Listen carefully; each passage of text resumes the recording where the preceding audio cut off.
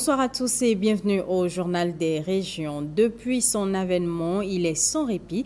L'Institut national de la femme a connu plusieurs cas de violence basés sur le genre et d'autres dossiers liés à la protection de la femme. Mais c'est seulement maintenant qu'il va disposer des documents officiels qui encadrent son action en République du Bénin. De l'atelier de validation des outils stratégiques, Marcela Rossi et Petroni Locoso nous reviennent avec quelques mots. C'est une nouvelle saison qui démarre à l'Institut national de la femme. L'INF, appelé à repenser l'approche de la communication sur la problématique de la promotion du leadership féminin et à renforcer l'offre de services de prévention et de prise en charge des filles et femmes à risque ou victimes de violences, arrive à une étape cruciale de son existence. Adopter un cadre stratégique dont la mise en œuvre conduit vers une société transformée qui encourage un leadership affirmé de la femme. C'est maintenant que ce temps est arrivé. Nous avions besoin d'un outil stratégique et nous avions également besoin d'asseoir les bases des différents partenariats, des différentes interventions et du séquençage de nos actions sur le terrain. Et c'est avec cet outil stratégique que l'opérationnalisation va devenir mieux articulée. Sur ce chemin, le programme des Nations Unies pour le développement, qui travaille à la protection des droits de l'homme et encourage l'autonomisation des femmes, s'illustre comme grand partenaire de l'INF. Étant entendu la thématique qui est celle de la promotion de la femme, qui est celle de la lutte contre les discriminations et les violences faites aux femmes, sujet qui correspond non seulement à la priorité du gouvernement, mais également à celle du PNUD, nous avons l'obligation de nous tenir aux côtés de l'INF pour l'accompagner dans cette mission noble. D'ici à 2030, l'Institut national de la femme rêve de devenir une institution moderne et innovante, reconnue pour la pertinence de ses actions. Le Bénin façonne au mieux sa vision de santé en axant sa politique sur le bien-être des populations en milieu communautaire dans le département du Borgou. Les acteurs impliqués dans la mise en œuvre de la phase 2 de la politique nationale de santé communautaire se sont réunis en atelier à Parakou. Objectif, définir entre autres leur rôle et responsabilités sur le terrain. Olviga Mensan, Dorcastito, Chaliji.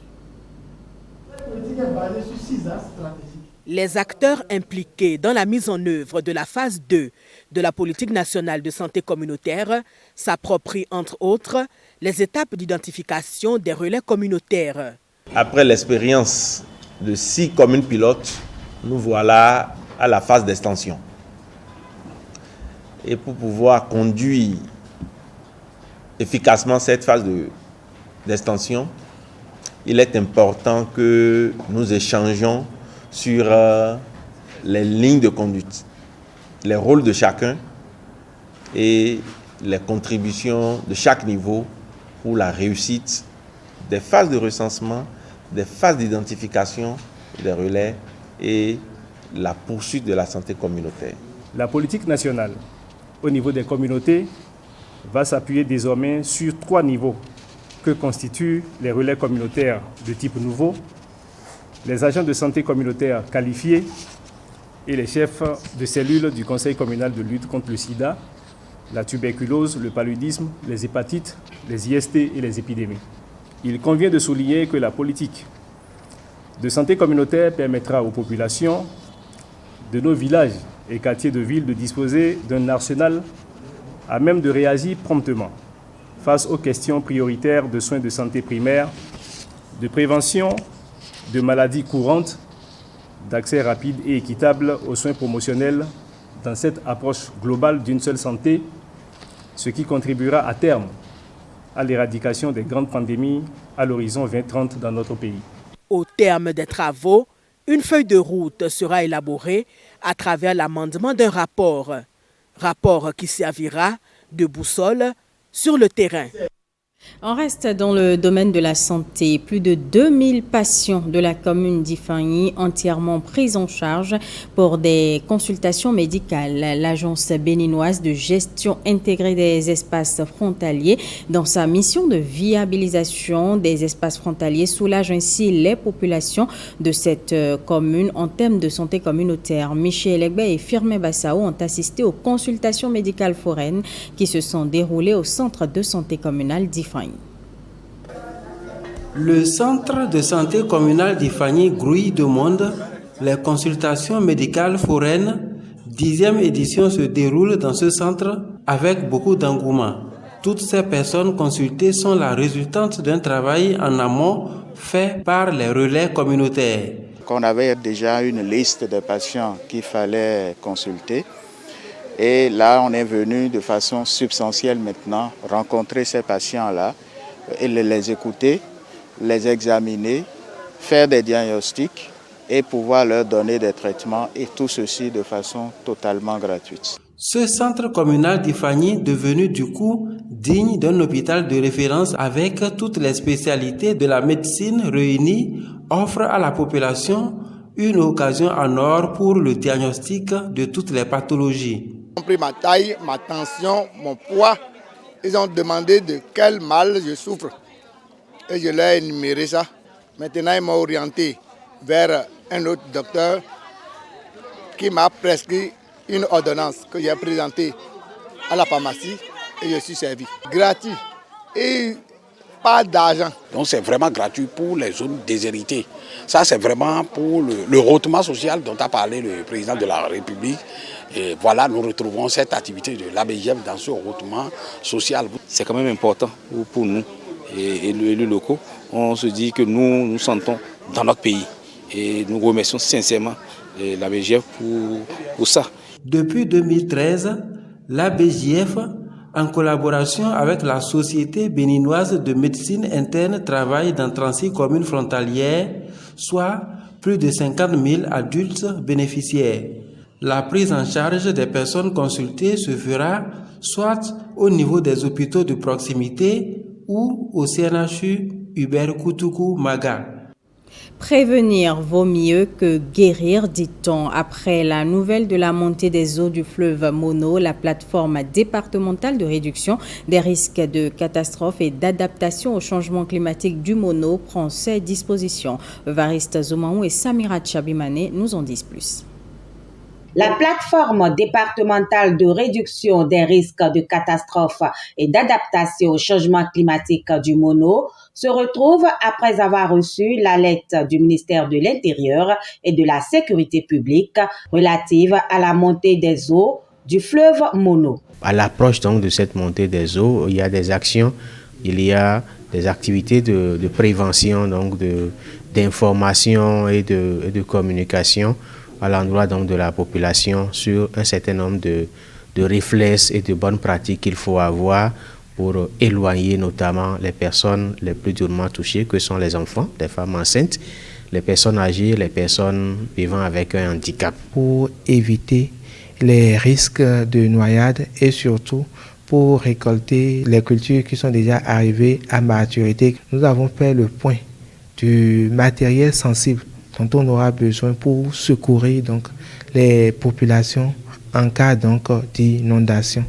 Chaque directeur départemental, membre de cette plateforme, a donc pu faire le point des mesures prises à son niveau et exprimer ses besoins pour éviter le pire.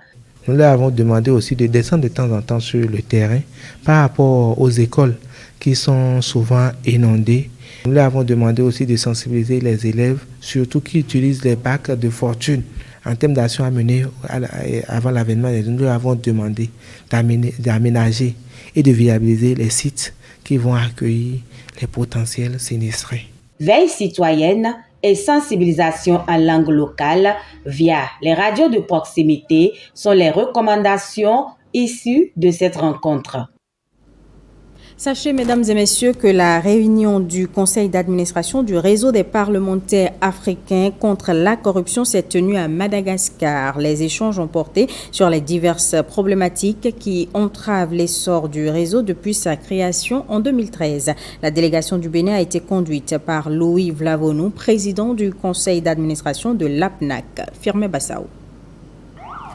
Quand l'hôte de marque d'une institution parlementaire panafricaine de lutte contre la corruption, qui plus est, le président de son conseil d'administration vient du Bénin, c'est avec tous les honneurs qu'il est accueilli. À Antananarivo, capitale de Madagascar, ce lundi 21 août 2023, les membres du conseil d'administration du réseau des parlementaires africains contre la corruption APNAC se sont donné rendez-vous à Nova Hotel pour la première réunion de la haute instance depuis la dernière biennale.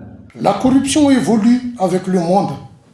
De sa forme la plus classique, elle tend à se diversifier, à s'étendre, touchant de plus en plus un plus large public, des secteurs qui autrefois en étaient préservés. Qu'allons-nous laisser à nos générations futures? Auront-ils le devoir et l'obligation de reconstruire un pays laissé à la ruine par leurs aînés? En prenant les rênes du réseau lors de la 8e Assemblée générale tenue à Cotonou au Bénin en juillet 2022, Louis Béounou Vlavounou entendait lui insuffler une nouvelle dynamique. L'APNAC, c'est d'abord et surtout des actes qui parlent. D'ailleurs, son but principal n'est-il pas de promouvoir le renforcement des capacités des parlements et des parlementaires africains afin de les rendre plus aptes à s'investir dans la lutte contre la corruption dans leurs pays respectifs, tout en leur permettant de s'assurer un niveau élevé d'intégrité. Avant cette séance, le président Louis Béounou Vlavounou et sa délégation ont été reçus en audience par la présidente de l'Assemblée nationale de Madagascar. En 48 heures, cette expédition aura tenu ses promesses. Prochain rendez-vous du conseil d'administration de l'APNAC, décembre prochain. Dans le reste de l'actualité, le ministère des Enseignements secondaires techniques et de la formation professionnelle a lancé à Ina, dans la commune de Bembereke, un camp de vacances professionnelles avec l'appui de l'UNESCO et Force Suisse Contact. Un camp de vacances destiné aux apprenants des lycées agricoles et industriels. Abdullah Fouidrissou et Abdoulaye Moumouni Yakoubou pour les précisions. Des apprenants déployés sur les chantiers actifs du gouvernement sur leur site de formation au lycée technique agricole d'Ina dans la commune de Bembereke. Ce camp de vacances professionnelles permet aux jeunes des lycées techniques agricoles, professionnels et industriels de renforcer leurs capacités pratiques pour l'emploi. Le camp de vacances qu'organise le MES-FTP cette année s'inscrit dans une dynamique nouvelle, porté par la vision du chef de l'État, M. Patrice Talon, qui, dès le début de son premier mandat, a voulu faire de la formation technique et professionnelle le socle de développement de notre pays.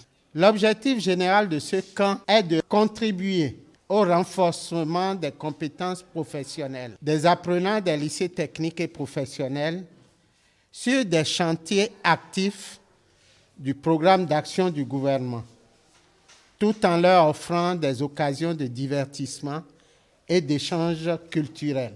Cela va permettre à nos élèves, les bénéficiaires, d'associer la pratique à la théorie et pour progresser. Je dis merci à tous ceux qui ont permis ces vacances professionnelles.